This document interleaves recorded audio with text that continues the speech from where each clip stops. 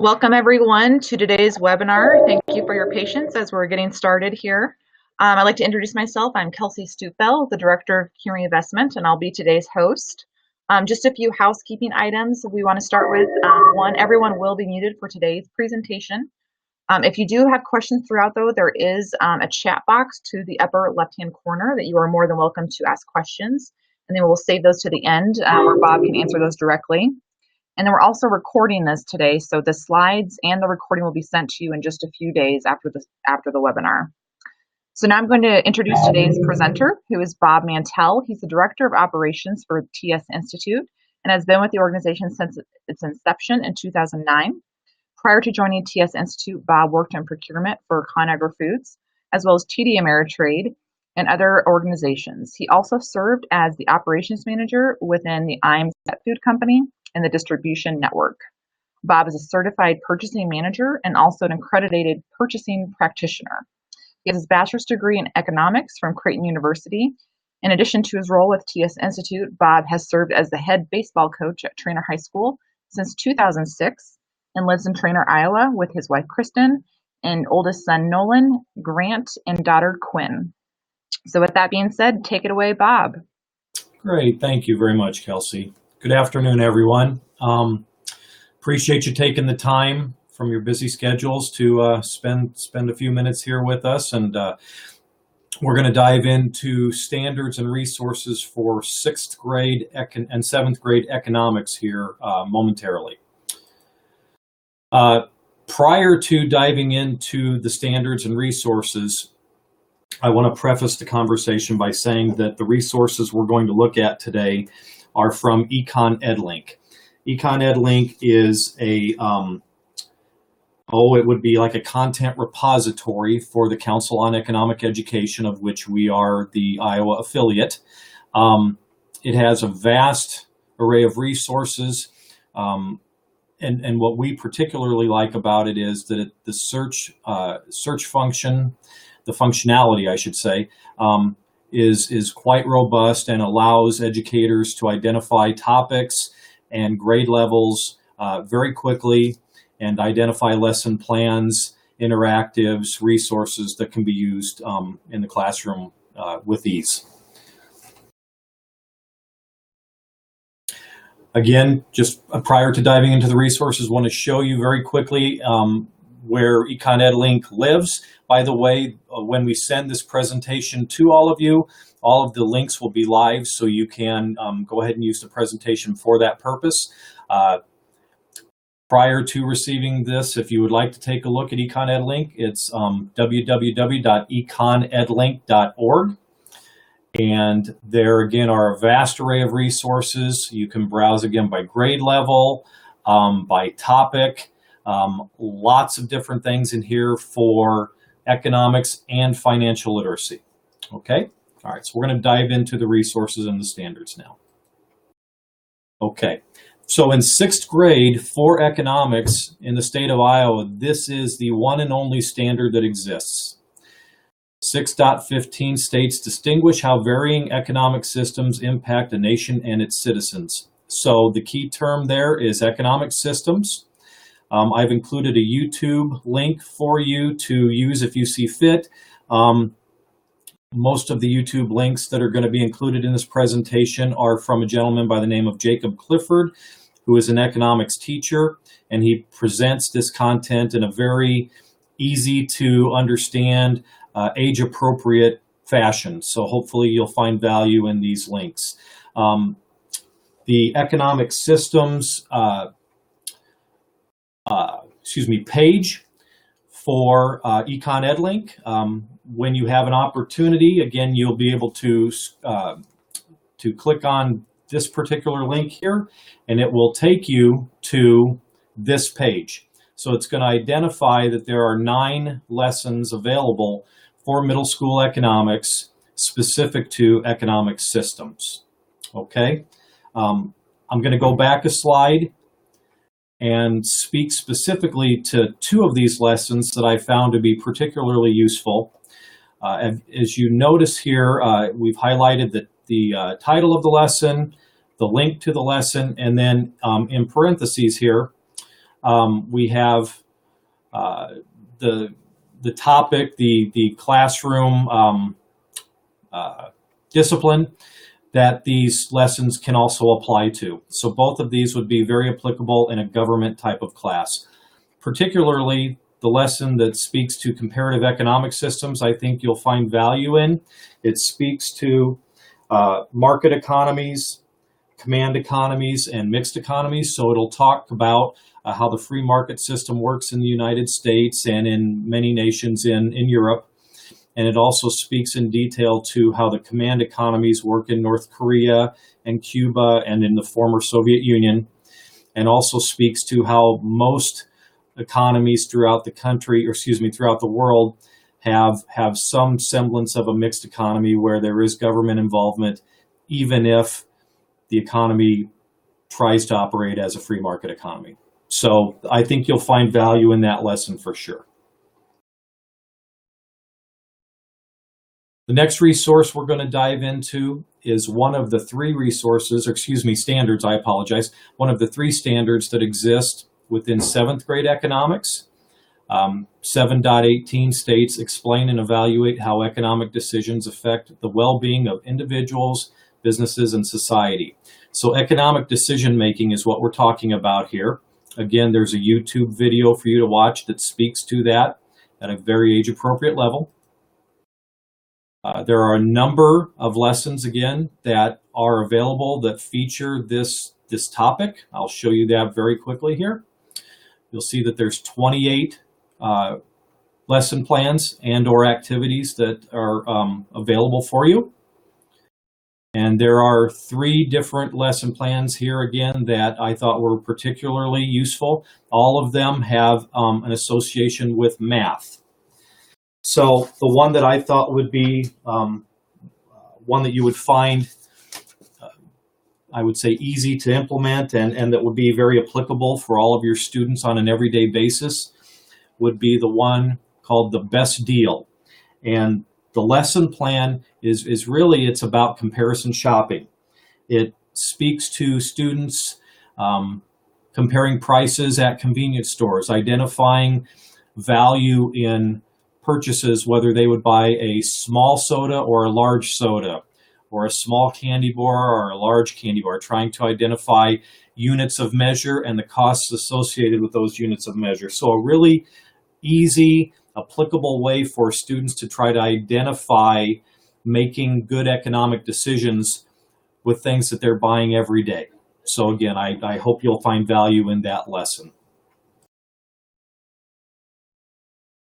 The second standard for 7th grade students is a little bit more detailed. It has a good amount of terminology in here that I think would be very appropriate for this grade level. So 7.19 states, explain how external benefits, costs, supply and demand, and competition influence market prices, wages, and outcomes. So we have a couple of YouTube videos that speak to demand and supply, again in very age-appropriate terms.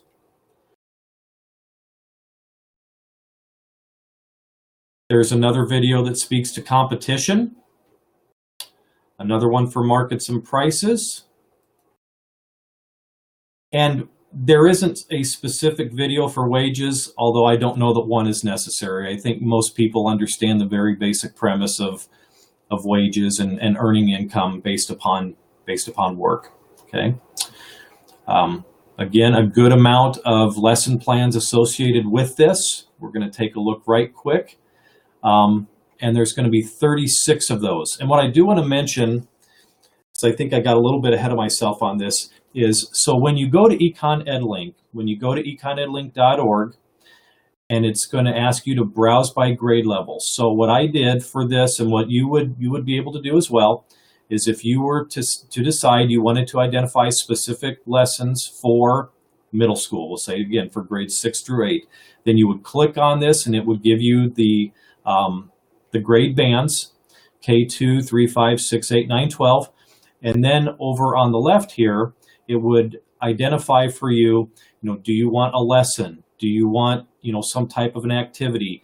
Are there specific subjects here? Are you looking for business, civics? So what we did here was we identified we identified economics as the subject. And then after you identify the subject, there are a whole host of different topics that are going to live within each subject. So you can click on any of the topics that would be available or of interest to you. And then by doing so, you would hit apply, and this screen would show up, and it would identify for you all of those resources that are available within those given concepts and subjects. Okay? So we're going to go back real quick. We're going to take a look at I'm going to identify for you three lessons that I thought, again, were particularly applicable about these topics. And the one I think that is, again, of interest and of immediate applicability for your students would be the top one here, a lesson on the supply and demand of toy fads. So what this lesson talks about is hula hoops and silly bands being popular back in the day, and how prices were changing based upon the demand of those items. There's a particularly neat little video from a movie called The Hudsucker Proxy that was created in 1994, and it was based upon a bicycle shop that purchased a large amount of hula hoops. And the owner of the bicycle shop could not get anybody to buy his hula hoops, so he kept reducing the price. And finally, out of an act of frustration, he basically just gave them away, threw the hula hoops out of his store, and by chance, some students found the hula hoops, started using them, and then there was a craze within the community that everybody wanted them. So he went from, knocking down the price, basically offering them for free, to then bumping prices back up to where he didn't have enough supply to be able to fulfill the demand in his community. So again, I think something that would apply to students with an applicability today to like iPhones and technology, and how prices adjust and change based upon the demand with those types of things that are very popular for young people today.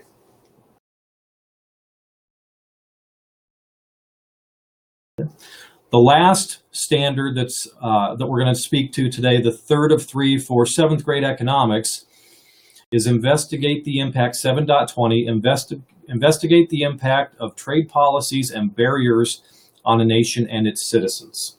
Okay, so there's two topics there, or key terms, I should say: trade policies and trade barriers. We have YouTube videos for each of them, which hopefully will be of help to you. And we also have identified, again, lessons for those two terms. For those two terms, there are 32 lessons and or activities available to you within Econ EdLink. 3 that, again, are of particular interest that I think would be applicable to you. And the one that I'm going to spend a little bit of time on here is one called the trading game. Okay. The trading game was developed by a gentleman in Wisconsin. And by the way, all of these lesson plans were developed by educators. So again, hopefully you'll find value in that. But this particular lesson plan is an activity, and students within a classroom are divided up, and they have gift certificates and create cards and do an exercise based upon free trade. And they identify very quickly that free trade is the best way to be able to add value and to be able to gain mutual benefit for each party, excuse me. And there is a follow-up lesson activity within this lesson that speaks to, okay, what will happen when you put barriers and tariffs in place and make trade difficult to where the free element doesn't exist. Then it becomes more difficult to trade. And policies that are in place that prohibit free trade make it more difficult for individuals and for nations to trade. So again, great lesson plan that would be able to satisfy this standard for you. Okay. Again, Econ EdLink will be able to provide all of these topics and standards for you for both grades 6 and 7, and for that matter, there are a number of different subjects in here outside of just economics. So if you teach social studies, and if you're looking for information relative to government, relative to history, relative to mathematics, if you're doing anything with math in your classrooms, feel free to dive in here and take a look. I promise you, you'll find good content that will be useful and applicable to you. And I know that was a very quick snapshot, but I just wanted to give you an overall view of the standards as they exist and some of the resources that are available through Econ EdLink. So with that said, I'll open the floor to any questions or comments.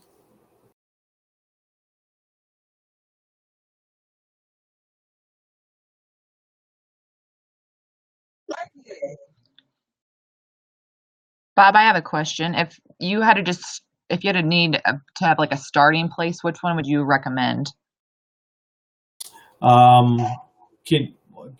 Can you be more specific, Kelsey? With like the YouTube clips, like if you just wanted to kind of like have baby steps of like, I'm going to start with this level and then graduate up to this level, would there be one or two that kind of come top of mind to initiate in the first classroom setting? Sure, absolutely. That's a great question. Yeah, I would recommend that you view the YouTube clips personally as educators, just to identify the content, the specific terminology, make sure that you're comfortable with it. And then, yeah, I would absolutely use those to pass along to the students so they can get a good grasp of those economic concepts. So I would say that would be probably the first thing. And most of those YouTube clips are 5 to 10 minutes long, so they don't take a lot of time, but they provide a really easy to understand way for students to kind of get the concepts.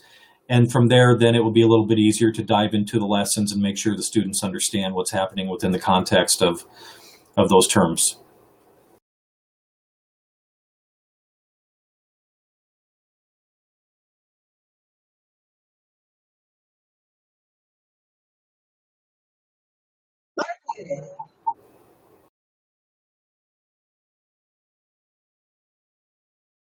I don't know if I see any more questions, Bob, but I did want to remind everybody that after we close out, we will have a survey that will, there'll be a link to that.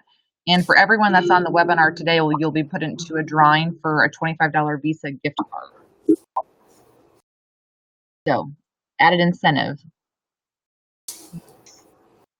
And I'll just let you close out, Bob, unless we can wait a couple more minutes for any other. Oh, Vicki did have a question. She's asking, are there any specific resources needed to teach these lessons, like a computer? No, outside of the YouTube clip, obviously you need technology for that. The other lessons can be with pen and paper. I would say that there's not a lot of technology involved or required for these. I think that's part of the beauty of the lessons that exist within Econ EdLink is they're not completely dependent upon technology. So I would just encourage teachers to take a quick look at the lessons and note the different, I guess, interactives involved with them. There's lots of neat little activities associated with these lessons, and I guess from my perspective, as I've delivered these types of lessons in classrooms, I found them to be of value because they're not lessons that speak at a level students can't understand. It provides content in an easy to understand fashion, which obviously when you're teaching content like this and topics that are challenging, they need to be easy to understand. So I think that this would be a good place to start for you.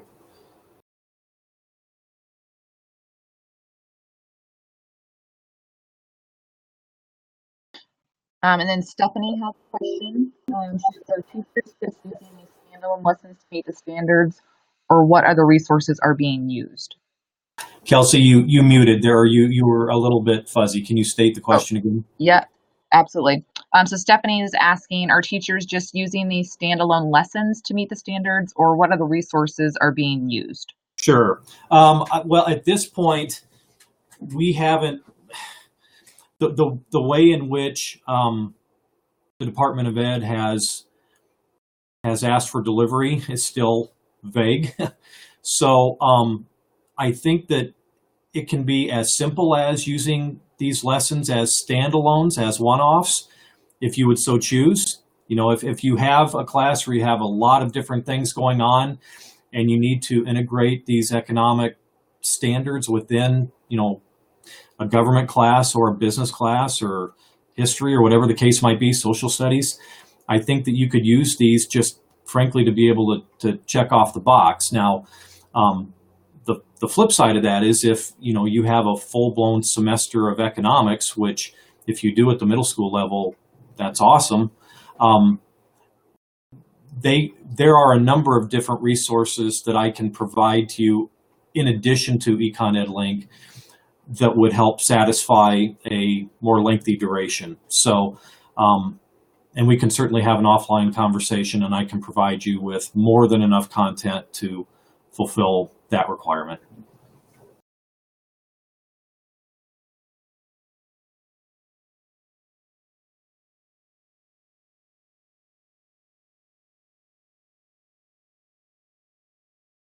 All right, well, perfect. I don't think we have any more questions, so we'll go ahead and close out for today. And again, we'll send the survey will be coming here in just about 30 seconds, and the slides and the follow-up will be coming in just a few short days. So we thank you, everyone, for joining us today and appreciate it.